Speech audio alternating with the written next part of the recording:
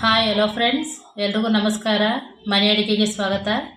ಇವತ್ತಿನ ವಿಡಿಯೋದಲ್ಲಿ ನಾನು ನಿಮಗೆ ಕೈಗೊಜ್ಜು ಮಾಡೋದನ್ನ ತಿಳಿಸ್ಕೊಡ್ತಾ ಇದ್ದೀನಿ. ಕೈಗೊಜ್ಜು ಅಂದರೆ ಎಲ್ರಿಗೂ ಕೂಡ ತುಂಬಾ ಇಷ್ಟ ಆಗುತ್ತೆ. ಅಜ್ಜಿದಿರಂತರೂ ಇದ್ದರೆ ಕೊಟ್ಟಿರ್ತಾರೆ. ಇದು ಕೂಡ ನಿಮಗೆ ಕೆಲವ್ರಿಗೆ ಗೊತ್ತಿರುತ್ತೆ, ಕೆಲವ್ರಿಗೆ ಗೊತ್ತಿರಲ್ಲ. ಈ ಕೈ ರುಚಿ ಅಂದ್ರೇ ಹಂಗೆ ತುಂಬಾ ಚೆನ್ನಾಗಿರುತ್ತೆ. ಈಗ ಅವರೆಕಾಯಿ ಸೀಸನ್ ಆಗಿರೋದ್ರಿಂದ ನಾನು ಈಗ ಮಾಡಬೇಕು ಅಂಥೇಳಿ ಹಸಿ ಅವರೆಕಾಯಲ್ಲಿ ಮಾಡ್ತಾಯಿದ್ದೀನಿ. ಬನ್ನಿ ಇದಕ್ಕೆ ಏನೇನು ಪದಾರ್ಥಗಳು ಬೇಕು ಅಂತ ತಿಳ್ಕೊಳ್ಳೋಣ. ಮೊದಲಿಗೆ ನಾನು ಹಸಿ ಅವರೆಕಾಯಿನ ತೊಗೊಂಡಿದ್ದೀನಿ. ಇದು ತುಂಬ ಎಳೆ ಅವರೆಕಾಯಿ. ಈ ಥರ ಹಸ್ರಿಗಿರೋದಾದರೆ ಎಳೆದಿರುತ್ತೆ, ಬಲ್ತಿರೋದಾದರೆ ಯೆಲ್ಲೋ ಕಲರ್ ಬಂದಿರುತ್ತೆ. ಈಗ ನಾನು ಎಳೆದು ಅವರೆಕಾಯಿ ತೊಗೊಂಡಿದ್ದೀನಿ. ಇದು ಒಂದು ಬೌಲ್ ಆಗೋಷ್ಟು, ಅಂದರೆ 1/4 kg ಅಷ್ಟು ಇದೆ. ನಿಮ್ಮನೆ ಜಾಸ್ತಿ ಜನ ಇದ್ದರೆ ಜಾಸ್ತಿ ಕೂಡ ತೊಗೋಬೋದು. ಒಂದು ಬೌಲ್ ಅವರೆಕಾಯಿ ತೊಗೊಂಡಿದ್ದೀನಿ.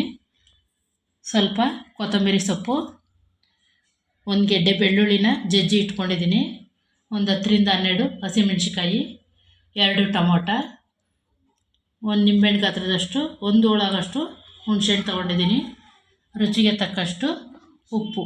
ಬನ್ನಿ ಈಗ ಹೇಗೆ ಮಾಡೋದು ಅಂತ ತಿಳ್ಕೊಳ್ಳೋಣ. ನಾನು ಸ್ಟವ್ ಮೇಲೆ ಒಂದು ಸ್ಟೀಲ್ ಪಾತ್ರೆನ ಇಟ್ಟಿದ್ದೀನಿ. ಕುಕ್ಕರಲ್ಲಿ ಕೂಡ ಮಾಡ್ಕೋಬೋದು, ಆದರೆ ಸ್ಟೀಲ್ ಪಾತ್ರೆಯಲ್ಲಿ ಮಾಡಿ ತೋರಿಸೋಣಂತ, ಪಾತ್ರೆಯಲ್ಲಿ ಮಾಡ್ತಾಯಿದ್ದೀನಿ. ಒಂದು ಅರ್ಧ ಚೊಂಬಾಗೋಷ್ಟು ನೀರು ಹಾಕ್ಕೊಂಡಿದ್ದೀನಿ. ದೊಡ್ಡ ಲೋಟದಲ್ಲಿ ಒಂದೇ ಒಂದು ಲೋಟ ಹಾಕ್ಕೊಂಡ್ರೆ ಸಾಕು. ನಿಮ್ಮ ಮನೇಲಿ ಜಾಸ್ತಿ ಜನ ಇದ್ದರೆ ಜಾಸ್ತಿ ಹಾಕ್ಕೋಬೇಕು. ಇದು ಕಾಳಾಗಿರೋದ್ರಿಂದ ಕಟ್ಟಿಬಿಡಲ್ಲ. ನೀರು ಸ್ವಲ್ಪ ಬಿಸಿಯಾಗಲಿ, ಬೆಚ್ಚಗಾದರೆ ಸಾಕು. ಸ್ವಲ್ಪ ಬಿಸಿ ಆಯ್ತಾ ಇರಲಿ. ಬನ್ನಿ ಈಗ ನೀರು ಮಳ್ತಾ ಇದೆ. ಈಗ ನೀರು ಮಳ್ಳೋ ಟೈಮಲ್ಲಿ ಅವರೆಕಾಯಿನ ಹಾಕ್ಕೋತಾ ಇದ್ದೀನಿ. ಜೊತೆಗೆ ಹಸಿಮೆಣ್ಸಿಕಾಯಿ ಕೂಡ ಬೇಯೋಕ್ಕೆ ಹಾಕ್ಕೋತೀನಿ. 2 ಟೊಮೊಟೊನೂ ಕೂಡ ಬೇಯೋಕ್ಕೆ ಜೊತೆಗೆ ಹಾಕ್ಕೋತಾ ಇದ್ದೀನಿ. ಇದೆಲ್ಲ ಸ್ವಲ್ಪ ಬೆಂದಾದಮೇಲೆ ಉಪ್ಪು ಹಾಕಬೇಕು. ಈಗ ಇದು ಬೇಯ್ತಾ ಇರಲಿ ಸ್ವಲ್ಪ ಹೊತ್ತು. ಈಗ ನೋಡಿ ಸ್ವಲ್ಪ ಬೆಂದಿದೆ ಕಾಳೆಲ್ಲ. ಈಗ ನಾನು ಹಸಿಮೆಣ್ಸಿಕಾಯಿ ಎಲ್ಲ ಎತ್ಕೋತಾ ಇದ್ದೀನಿ. ಈ ಥರ ಒಂದೊಂದು ಎಲ್ಲ ಹಸಿಮೆಣ್ಸಿಕಾಯನ್ನು ಎತ್ಕೋಬೇಕು. ಟೊಮೊಟೊ ಹಸಿಮೆಣ್ಸಿಕಾಯಿ ಎರಡನ್ನೂ ಎತ್ಕೋಬೇಕು.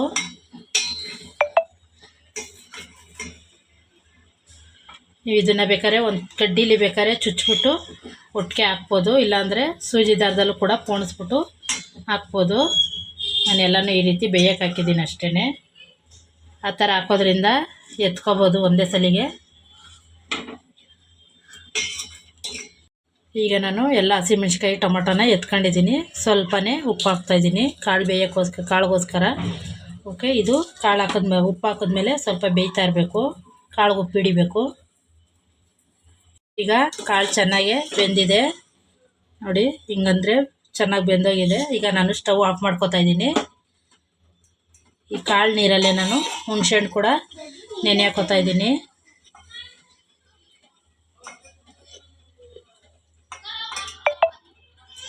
ಇದು 5 ನಿಮಿಷ ನೆನಿಬೇಕು. ನಾನೀಗ ಒಂದು 8 ಮೆಣಸಿನ್ಕಾಯಿ ಹಾಕ್ಕೊಂಡು ಈ ರೀತಿ ಎಲ್ಲ ಕಲಸ್ಕೊತಾ ಇದ್ದೀನಿ. ನಿಮಗೆ ಕೈ ಉರಿತದೆ ಅನ್ನಂಗಿದ್ರೆ ಮಿಕ್ಸಿಲೂ ಕೂಡ ರುಬ್ಕೋಬೋದು. ಇದನ್ನು ಜಾಸ್ತಿ ಹಾಕಿ ಬಿಡಬಾರ್ದು, ಒಂದು ಶಾರ್ಟ್ ಅಷ್ಟೇ. ಹಿಂಗೆ ಆಫ್ ಮಾಡಿ ಆನ್ ಮಾಡಿ ಮಾಡ್ಕೋಬೇಕು. ಹಂಗೆ ಮಾಡೋದ್ರಿಂದ ಜಾಸ್ತಿ ಗ್ರೈಂಡ್ ಆಗೋಲ್ಲ, ಇಲ್ಲಾಂದರೆ ತುಂಬಾ ಕಲಸೋಗುತ್ತೆ. ಇದನ್ನು ಈ ರೀತಿ ಎಲ್ಲ ಚೆನ್ನಾಗಿ ಕಿವುಚ್ಕೋಬೇಕು. ಈ ರೀತಿ ಆದಮೇಲೆ ಇದ್ರ ಜೊತೆಗೆ ನಾನು ಟೊಮೊಟೊನೂ ಹಾಕ್ಕೋತೀನಿ. ಟೊಮೊಟೊ ಹುಳಿ ಇಷ್ಟ ಇಲ್ಲ ಜಾಸ್ತಿ ಅನ್ನಂಗಿದ್ರೆ ಒಂದು ಟೊಮೊಟೊ ಬೇಯಿಸ್ಕೋಬೋದು. ನಾನು 2 ಇಡ್ಲಿ ಅಂತ 2 ಹಾಕ್ಕೊಂಡಿದ್ದೀನಿ.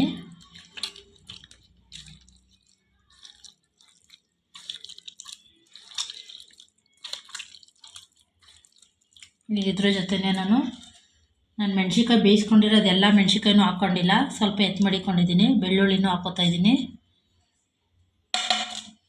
ಜೊತೆಗೆ ಹುಣಸೆಹಣ್ಣು ಕಲಸ್ಕೊಂಡಿರೋ ನೆನೆಯಕ್ಕೆ ಇಟ್ಟಿದ್ನಲ್ಲ ಅದನ್ನು ಕೂಡ ಹಾಕ್ಕೋತೀನಿ.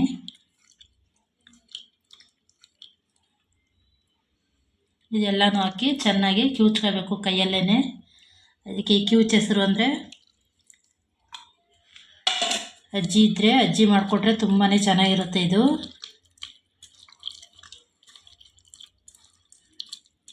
ಇದಕ್ಕೆ ನಾವು ಕಾಳು ಬೇಯಿಸಿರೋ ನೀರನ್ನು ಕೂಡ ಹಾಕೋಬೇಕು. ತಣ್ಣೀರೆಲ್ಲ ಹಾಕೊಳಕ್ಕೆ ಹೋಗ್ಬಾರ್ದು.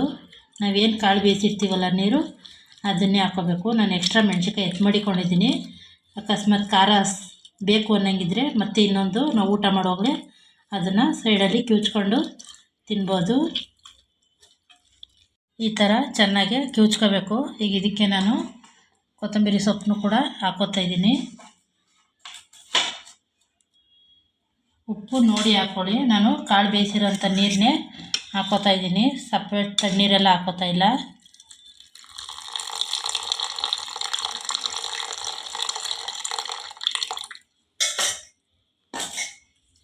ಕೊತ್ತಂಬರಿ ಸೊಪ್ಪು ಎಲ್ಲ ಹಾಕಿ ಚೆನ್ನಾಗಿ ಕಿವುಚ್ಕೋಬೇಕು.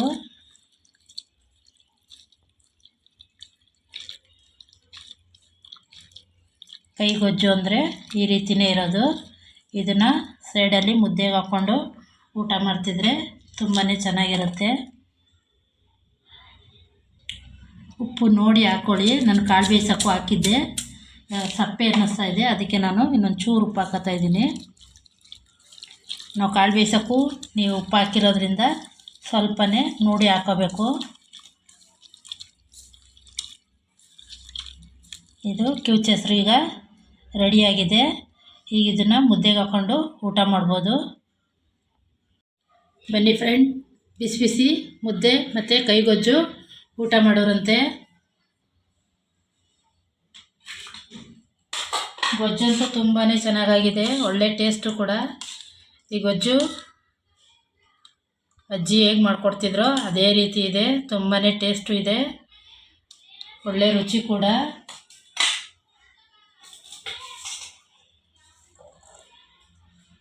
ಇದಕ್ಕೆ ನಂಚ್ಕೊಳಕ್ಕೆ ಸೈಡಲ್ಲಿ ಕಾಳು ಹಾಕ್ಕೊಂಡು ಮುದ್ದೆ ಜೊತೆ ಮೆಣಸಿನ್ಕಾಯಿ ಸೈಡಲ್ಲಿ ಹಸಿಮೆಣ್ಸಿಕಾಯಿ ಬೇಯಿಸಿರೋಂಥ ಹಸಿಮೆಣ್ಸಿಕಾಯಿನೂ ಇಟ್ಕೊಂಡಿದ್ದೀನಿ. ಅಕಸ್ಮಾತ್ ನಮಗೆ ಖಾರ ಕಡಿಮೆ ಆಯಿತು ಅನಿಸಿದ್ರೆ, ಬೇಕು ಅನಿಸಿದ್ರೆ ಮೆಣಸಿನ್ಕಾಯಿನ ಕಿವುಚ್ಕೊಂಡು ತಿನ್ಬೋದು. ನೆಂಚ್ಕೊಳಕ್ಕೆ ಕಾಳು ಕೂಡ ಇದೆ. ಈ ಕೈಗೊಜ್ಜು ನಿಮಗೂ ಕೂಡ ಇಷ್ಟ ಆಗುತ್ತೆ. ನಿಮ್ಗೆ ಈಗ ನೋಡ್ತಾ ಇದ್ರೇ ಬಾಯಲ್ಲಿ ನೀರು ಬರ್ತಾ ಇರುತ್ತೆ. ತುಂಬಾ ಅಷ್ಟೇ ಚೆನ್ನಾಗಿದೆ, ಒಳ್ಳೆ ರುಚಿ ಕೂಡ, ಟೇಸ್ಟಿಯಾಗಿದೆ. ಚಳಿಗಾಲಕ್ಕಂತೂ ಅದು ಅವರೆಕಾಯಿ ಸೀಸನ್ ಆಗಿರೋದ್ರಿಂದ ಈ ಥರ ಬಂದಾಗಾದರೂ ಒಮ್ಮೆ ಆದರೂ ಮಾಡಿಕೊಂಡು ತಿನ್ನಬೇಕು. ಈ ಟೇಸ್ಟ್ ಅಂತೂ ತುಂಬಾ ಚೆನ್ನಾಗಿದೆ. ಒಂದು ಸಲ ಟ್ರೈ ಮಾಡಿ ನೋಡಿ, ನಿಮಗೂ ಕೂಡ ಈ ಗೊಜ್ಜು ಕೈಗೊಜ್ಜು ಇಷ್ಟ ಆಗುತ್ತೆ. ಕೆಲವರು ಒಂದೊಂದು ಥರ ಹೇಳ್ತಾರೆ, ಒಂದು ಕೈಗೊಜ್ಜು ಅಂತಾರೆ, ಇಲ್ಲ ಕಿವುಚಾಂಬ್ರ ಅಂತಾರೆ, ಕಿವುಚೆಸ್ರು ಅಂತಾರೆ, ಒಬ್ಬೊಬ್ಬರು ಒಂದೊಂದು ಥರ. ನಾವು ಕೈಗೊಜ್ಜು ಅಂತ ಹೇಳ್ತೀವಿ. ಹಾಗಾಗಿ ಈ ಕೈಗೊಜ್ಜು ತುಂಬಾ ಚೆನ್ನಾಗಿದೆ, ಒಂದು ಸಲ ಟ್ರೈ ಮಾಡಿ ನೋಡಿ. ಓಕೆ ಫ್ರೆಂಡ್ಸ್, ಈ ಗೊಜ್ಜು ನಿಮ್ಗೆ ಇಷ್ಟ ಆಗಿದ್ದರೆ ಒಂದು ಲೈಕ್ ಮಾಡಿ, ಶೇರ್ ಮಾಡಿ, ಹಾಗೆ ಸಬ್ಸ್ಕ್ರೈಬ್ ಆಗೋದನ್ನ ಮರಿಬೇಡಿ friends. Okay, thank you friends. Next ವೀಡಿಯೋದಲ್ಲಿ ಸಿಗೋಣ.